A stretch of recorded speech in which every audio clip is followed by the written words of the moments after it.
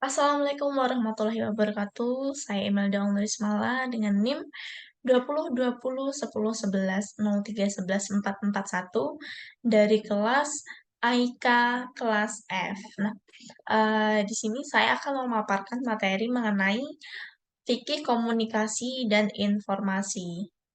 Nah, terlebih dahulu saya akan memaparkan apa sih, fikih komunikasi dan informasi itu.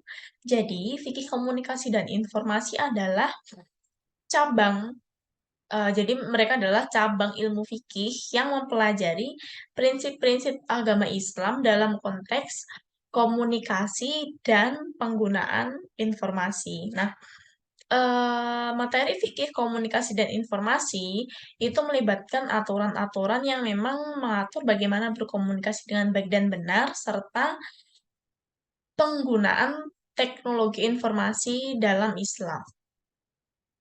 Nah, dalam berkomunikasi sendiri itu memiliki etika, yaitu etikanya yang pertama penggunaan bahasa yang baik dan sopan.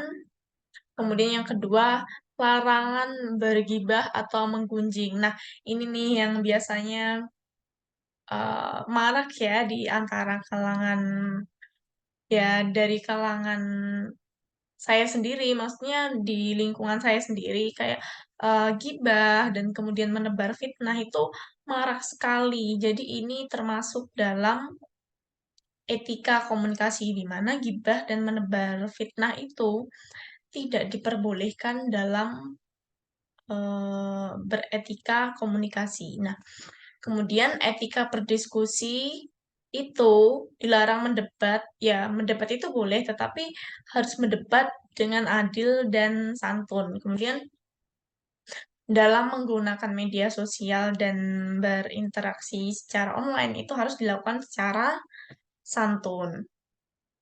Nah, untuk privasi dan keamanan nih, yaitu yang pertama menjaga privasi pribadi dan hak-hak individu dalam komunikasi.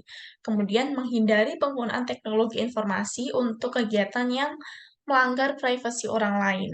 Kemudian yang ketiga, perlindungan data pribadi dan kerahasiaan informasi pribadi. Nah, eh, apa itu namanya? Informasi sendiri itu memiliki beberapa fungsi. Nah, fungsi yang pertama itu adalah fungsi taklim atau pengajaran, atau semacam kayak pengajaran atau apa ya istilahnya? Pendidikan. Nah, tiap informasi yang diproduksi itu harus mengandung pengajaran atau berfungsi mendidik masyarakat menuju ke arah yang lebih baik tentunya. Kemudian dapat membawa mereka menjadi lebih tahu dan paham terhadap kebenaran dari fakta yang diinformasikan. Kemudian yang kedua, fungsi informasi ini adalah untuk pencerahan. Nah, informasi ini idealnya bersifat mencerahkan. Maksudnya bukan cerah yang silau, bukan. Nah, mencerahkan di sini yaitu membuat masyarakat termotivasi ke arah yang lebih baik dengan fakta yang terkandung di dalam informasi tersebut. Kemudian yang ketiga, berfungsi sebagai penjelasan.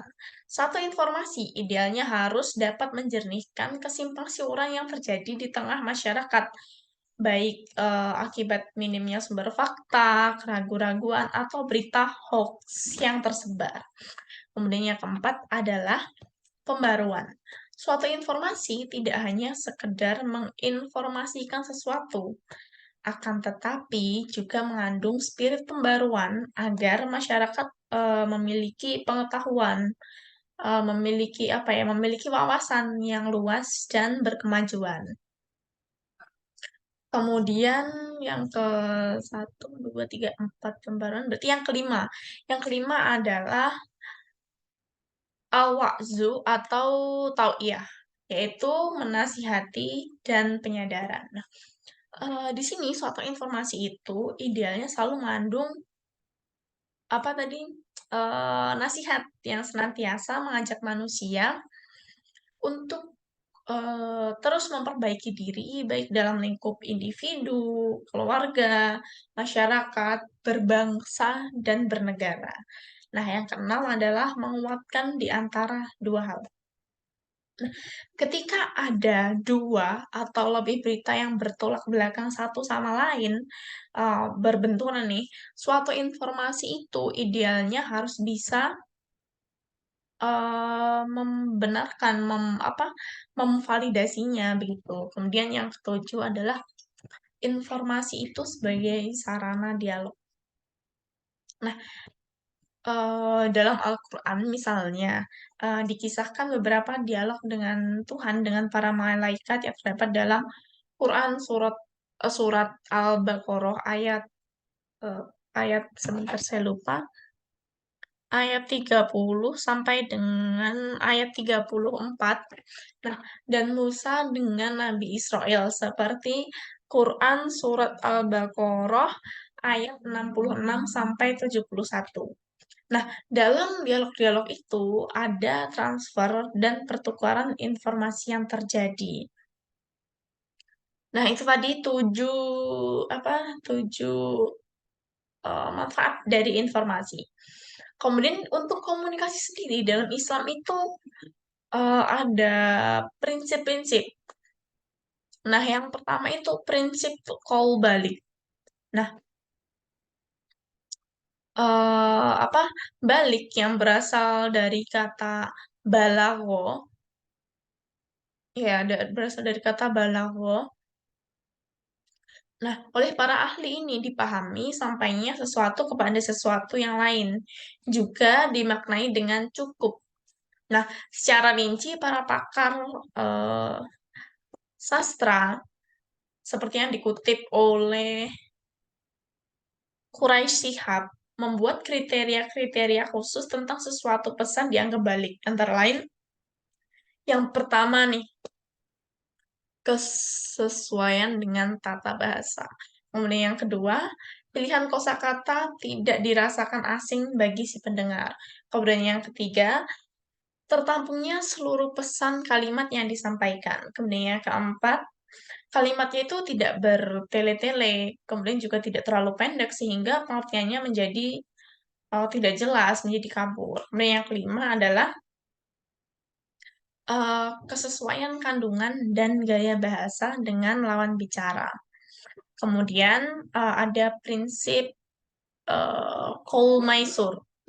Nah, prinsip ini mengajarkan apabila kita tidak bisa memberi atau mengabulkan permintaan karena memang memang memang tidak ada, maka harus disertai dengan perkataan yang baik dan alasan-alasan yang rasional. Jadi diberi alasannya. Jadi begini, seperti itu. Nah, kemudian ada prinsip Qaul Karim. Nah, karim dirangkai dengan kata kaul atau perkataan, maka berarti suatu perkataan yang menjadikan pihak lain tetap dalam kemuliaan atau perkataan yang membawa manfaat bagi pihak lain tanpa bermaksud untuk merendahkan.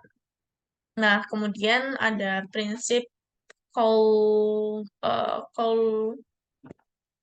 ada prinsip kaul ma'ruf. Nah, kaul ma'ruf ini adalah perkataan yang baik, yang sehingga yang diajak bicara itu tidak merasa dianggap bodoh. Jadi tidak tidak terkesan tidak menggurui seperti itu ya. Nah, perkataannya itu tentunya yang tidak menyakitkan dan yang sudah dikenal sebagai perkataan yang baik. Kemudian ada prinsip Qaulain. Nah, Qaulain sendiri adalah suatu metode dakwah karena tujuan utama dakwah adalah mengajak orang lain kepada kebenaran dan bukan untuk memaksa untuk unjuk kekuatan. Nah, kemudian ini yang terakhir adalah prinsip Qaul Sadid. Nah, salah satu konsekuensi keimanan adalah berkata dengan perkataan sadid atau dengan istilah lain, qaul sadid menduduki posisi yang cukup penting dalam konteks kekuatan keimanan dan ketakwaan seseorang.